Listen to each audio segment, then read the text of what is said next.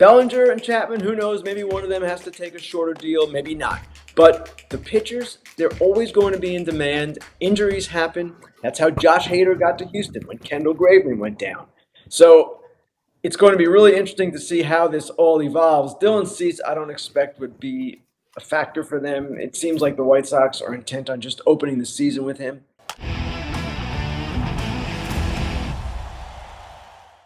Ken Rosenthal joining us right now on the Orioles injuries. Ken, fans are already buzzing.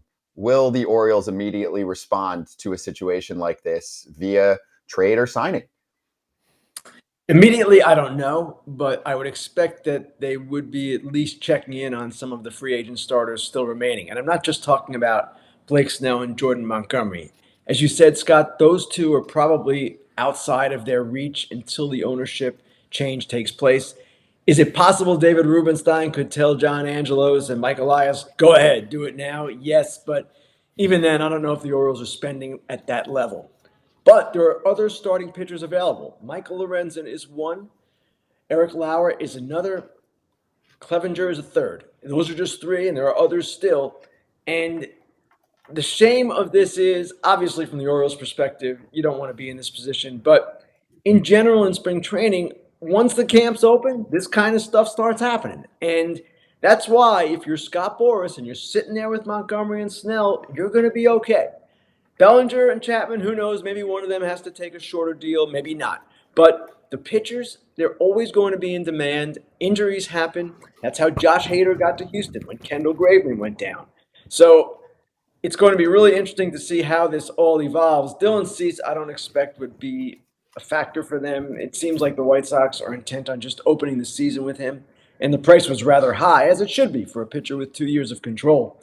But I would expect, given the Bradish news, given the concern over Means, yes, that they would look to get some depth for sure. As it stands today, no looking ahead in the future, as the injuries have been told, which is the most serious? Means, Bradish, or Gunnar? Bradish. Anytime you hear of a UCL sprain, that is a huge concern. It could be a precursor to a Tommy John surgery. You don't know. I don't want to speculate irresponsibly, but a UCL injury is always a concern. And my understanding from the early reports is that he's going to try to pitch through it and rehab and do it that way. We see that doesn't always work. So obviously we all wish him only the best. He was arguably the best pitcher in baseball besides Blake Snell the second half of last season. And he was a huge part of what they did, and is a huge part of what they will do going forward. But right now, there is significant concern there, sure.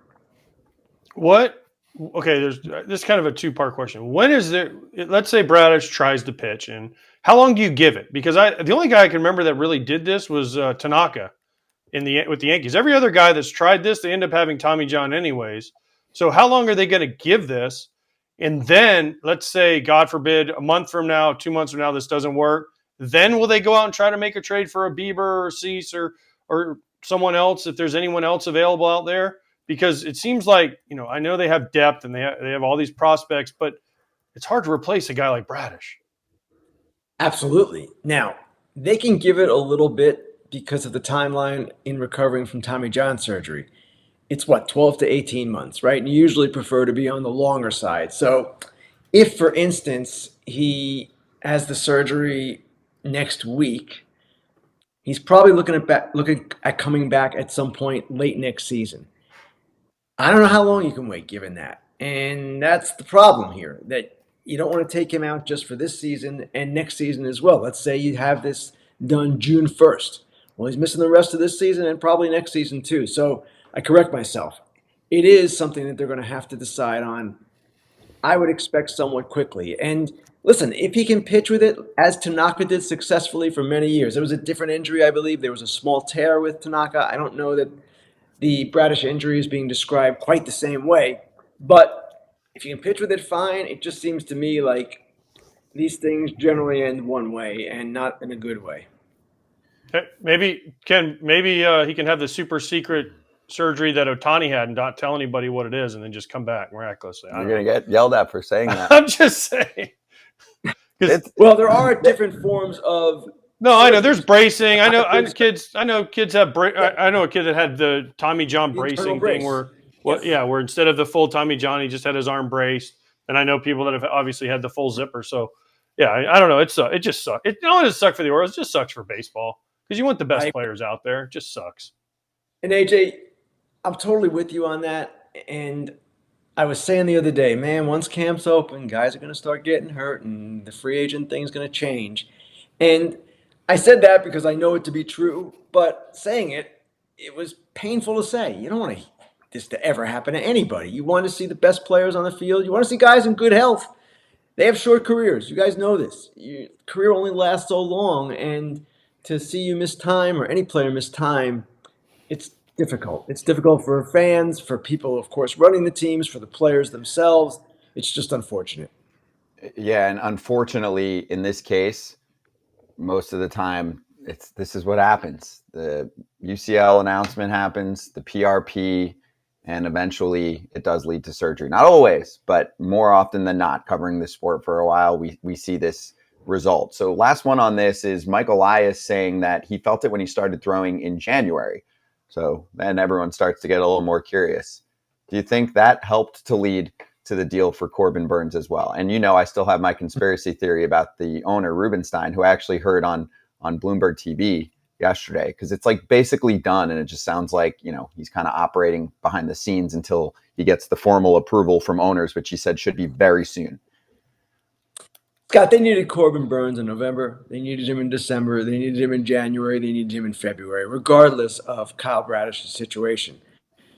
Obviously, I think, as AJ said earlier, the fact that Burns is there now is comforting in some degree. It gives them the ace that they wanted to acquire all along, and now you have some questions behind him. But I would expect, and I do know this, that they were trying to get Corbin Burns in December, and they thought maybe then it could happen, but Milwaukee apparently didn't want to do it then. So I don't really believe in the Rubenstein ghost theory that he was operating behind the scenes and ordering them to do it, because they were trying to do it. At the same time, it gets interesting now. How do you deal with this? And can Rubenstein say, or will he say, and does he have the authority to say when he's not yet approved, hey, let's go, let's do some things here? I'm not exactly sure how that works. I'm sure he can say things. He can always say things. But it's like buying a house. Until it's closed, you don't want to do anything to the house, right? So it's kind of the same idea. So you were at Royals camp yesterday, right or wrong? Right, birthday boy, I was. I'll Happy appreciate that. birthday Thank you very belated. much, dude. But what did you see over there, man? They made a lot of acquisitions. They're looking like a team that, if they come together, they'll be a pretty darn good team, in my opinion. Talk to us about what you saw over there and what you expect. They're excited. And I know every team is excited at this time of year. It's just the way it is. It's kind of the beauty of spring training. But they've added a lot. Seth Lugo and Michael Waka and Adam Frazier and Hunter Renfroe and Will Smith and Chris Stratton. That's 6 free agents right there. It's a pretty good group. Garrett Hampson is a 7th. So what they've done is brought in some veteran presence and some accomplished players. Lugo and Waka were really good starters for San Diego last year, and they're strike throwers. The Royals wanted that. They need that. And with the Witt extension, there is excitement in that camp that is a little bit different than it's been in the past, because they've brought in these guys. Let's face it, the AL Central is a weak division. It is a division that, in theory, a team could jump up and at least challenge the Twins. Maybe the Royals are that team. Maybe the Tigers are that team. Maybe the Guardians are good again, even though they haven't done a whole lot. So it's going to be an interesting division. But yes, they have in that camp some optimism. And it's kind of refreshing to see because, of course, Kansas City's been in kind of a building mode for several years now.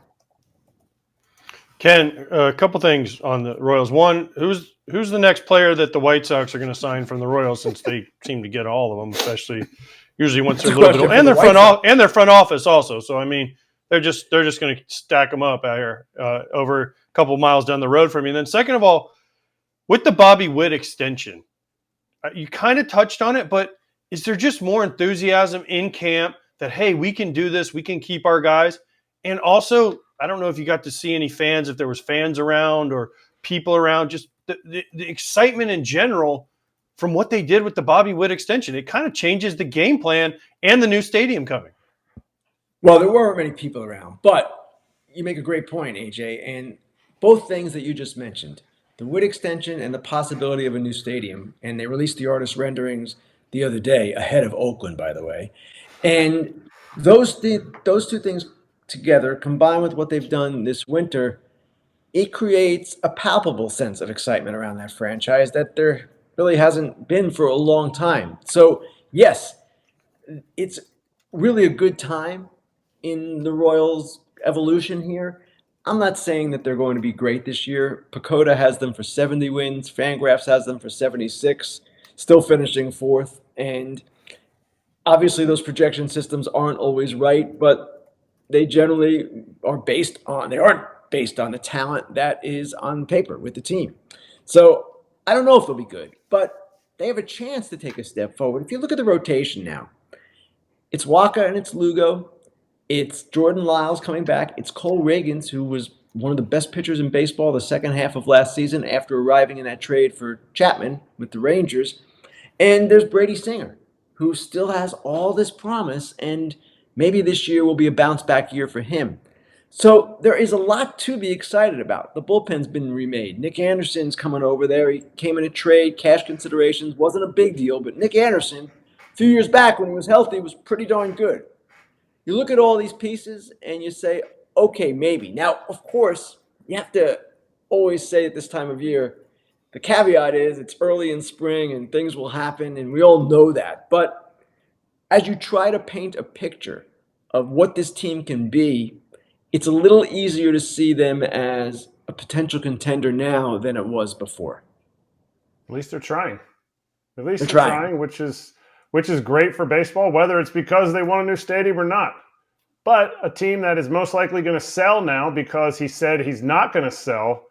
The Angels not only are saying, Artie Moreno said he's not going to sell, but that they're cutting payroll. Is this is this one and the same? Is this is there, should we be reading more in between the lines of what Artie said yesterday?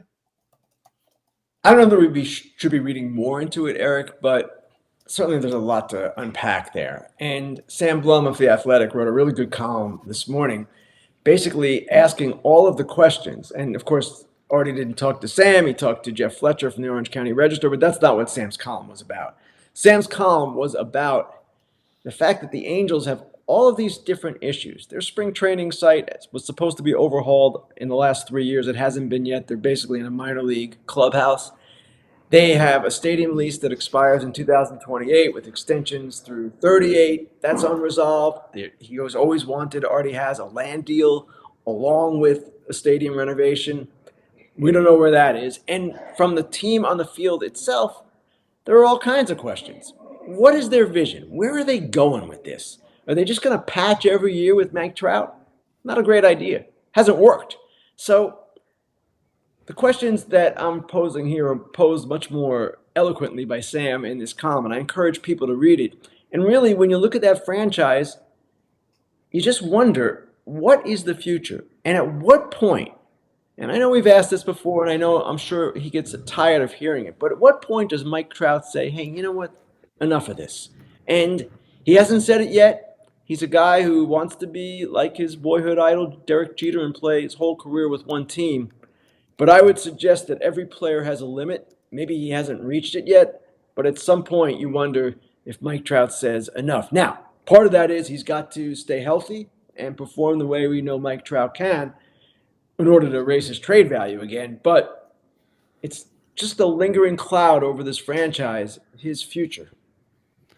I was literally going to ask that same question, but it's got to be a team where you just say, "Hey, I want out," and it's still got to be a team where he feels like he can win for one, and a team, he's got the no trade clause in some of those, so it's like, where would he go, and who would want him if that was the case?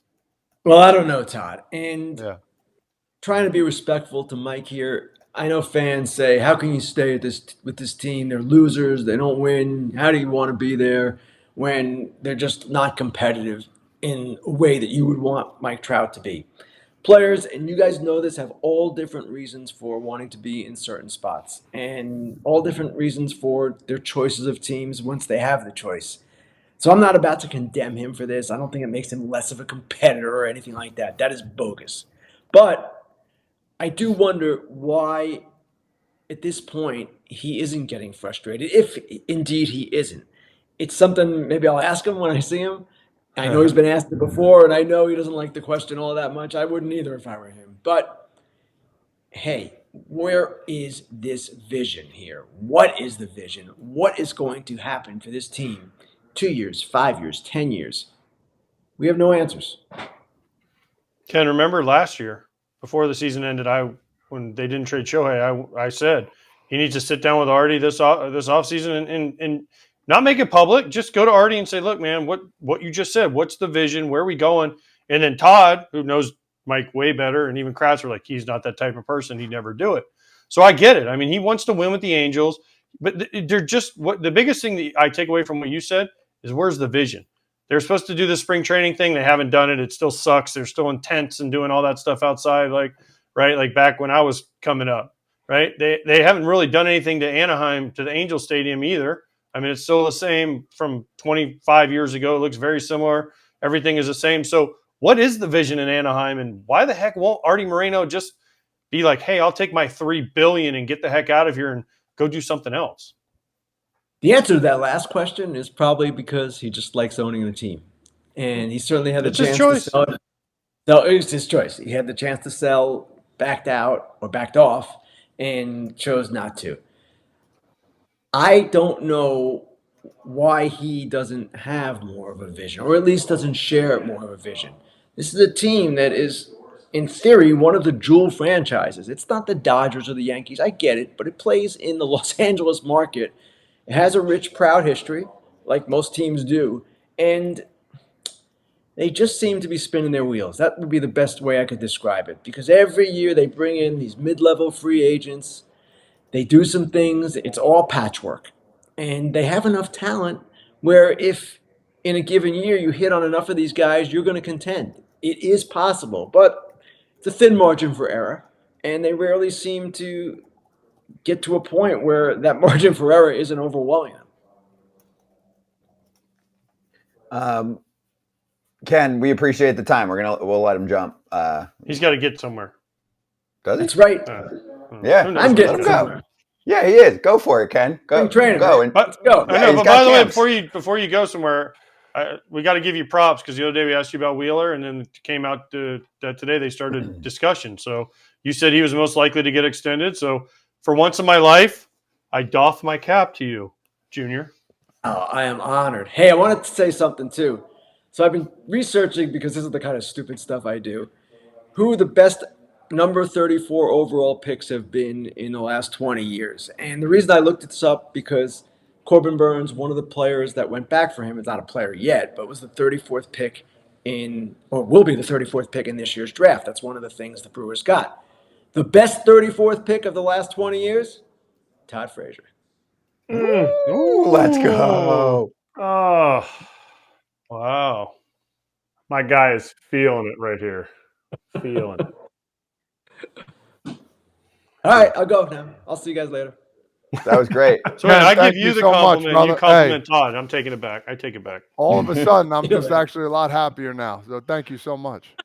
Thank you, Ken. That was a great See you note to guys. leave us with. Appreciate you. See. Hey, everybody. Be sure to like and subscribe for more content. We're here every weekday, all year long, and we'd love for you to become part of our community. The videos are coming in all day. Here's another video you might enjoy.